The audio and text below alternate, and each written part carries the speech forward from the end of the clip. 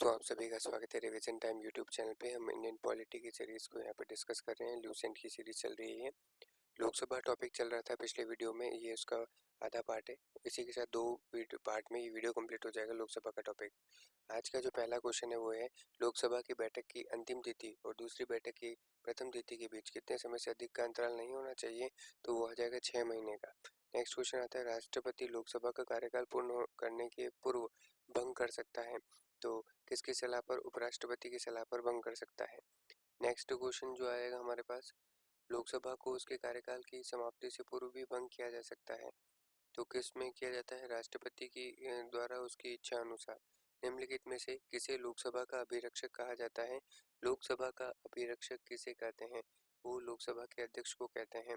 लोकसभा के अध्यक्ष को चुना जाता है किसके द्वारा? लोकसभा के सदस्यों के द्वारा।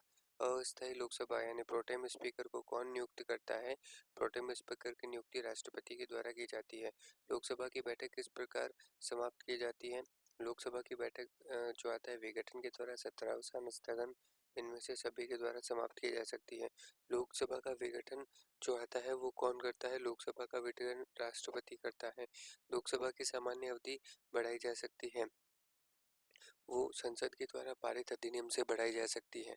राज्यसभा और लोकसभा की समान शक्तियां किस क्षेत्र में दी गई है उन्हें? तो वो दी गई है संविधान संशोधन के विषय में। लोकसभा का नेता कौन होता है? लोकसभा का नेता प्रधानमंत्री होता है।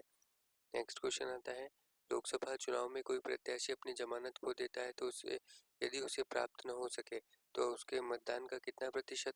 मतदान का कम से कम 1/6% से कम मत प्राप्त हो तो वो अपनी जमानत खो देता है। नेक्स्ट क्वेश्चन जो आता है, कोई वित्तीय बिल प्रस्तावित हो सकता है? कोई वित्तीय बिल कब प्रस्तावित हो सकता है? केवल लोकसभा में, ठीक है। और ये निम्न श्रेणियों में से किसके विधेयक केवल लोकसभा में आरंभ किए जा सकते हैं? तो उसका सही आंसर जो आ जाएगा वो आ जाएगा वित्त विधेयक। किसी विशेष दिन लोकसभा में अधिकतम कितने तारांकित प्रश्न पूछे? किसी विशेष दिन लोकसभा में अधिकतम कितने तारांकित प्रश्न पूछे जा सकते हैं? तो इसमें आ जाएगा 20। लोकसभा और राज्यसभा की शक्तियां किस क्षेत्र के अंतर्गत समान होती हैं? तो वो राष्ट्रपति के निर्वाचन के संबंध में, उपराष्ट्रपति के निर्वाचन के संबंध में, राष्ट्रपति के विरुद्ध महाभियोग करने के संबंध में, उपरोक्त सभी आ जाएगा। अविश्वास प्रस्ताव किस दिन किस सदन में लाया जाता है? तो अविश्वास प्रस्ताव लोकसभा में लाया जाता है।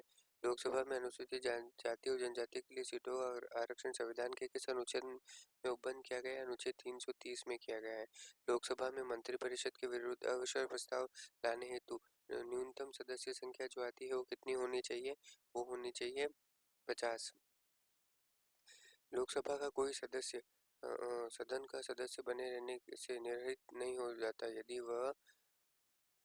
यदि वह किसी राजनीतिक दल से सदन में निर्वाचित हुआ हो और उसे निष्कासित कर दिया गया हो। नेक्स्ट क्वेश्चन, पहली लोकसभा की बैठक जो आती है वो कब की गई थी? वो 13 मई 1952 को की गई थी।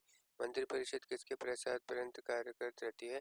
लोकसभा के प्रसाद पर्यंत तक रहती है। शून्यकाल क्या होता है? शून्यकाल जो होता है उसका मतलब होता है आराम का काल या फिर सदन के विपक्ष के प्रस्तावों पर विचार करना।